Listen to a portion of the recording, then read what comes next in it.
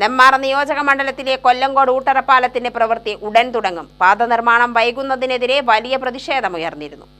KIIFB fund ഉപയോഗിച്ച് 5.99 കോടി രൂപ ചെലവിലാണ് പാലം പണിയുന്നത്. റോഡ്സ് ആൻഡ് ബ്രിഡ്ജസ് കോർപ്പറേഷനാണ് നിർമ്മാണ ചുമതല. കെ ബാബു MLA പാലം നിർമ്മാണം നടത്താൻ പോകുന്ന നിർദ്ദിഷ്ട സ്ഥലം സന്ദർശിച്ചു. കരാറുകാരുടെ പ്രതിനിധികൾ, കൊല്ലങ്കോട് ഗ്രാമപഞ്ചായത്ത് പ്രസിഡന്റ് K സത്യപാൽ, രാഷ്ട്രീയ കക്ഷി പ്രതിനിധികൾ എന്നിവരുമുണ്ടായിരുന്നു. പാലം പണി ഉടൻ തുടങ്ങാൻ ആവശ്യമായ നിർദ്ദേശം നൽകിയതായി MLA അറിയിച്ചു. പഴയ മുന്നറിയിപ്പ് നിലനിൽക്കെ ഇനിയും ഒരു പരീക്ഷണത്തിന് പോകുന്നത് ഗുണപരമല്ല. നൂറ്റാണ്ടുകൾക്ക് മുമ്പ് സ്ഥാപിക്കപ്പെട്ടിട്ടുള്ളൊരു പാലമാണ്.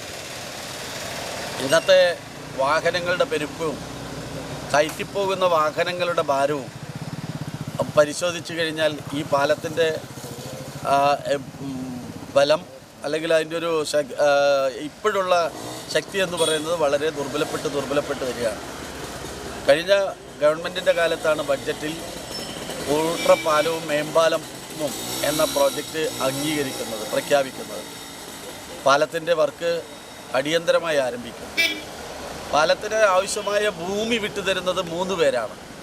3 പേരും നമ്മളെക്കാൾ വളരെ സന്തോഷത്തോടു കൂടിയാണ് ആ ഭൂമി വിട്ടുതരാൻ ആദ്യം തന്നെ അവർ തയ്യാറായി.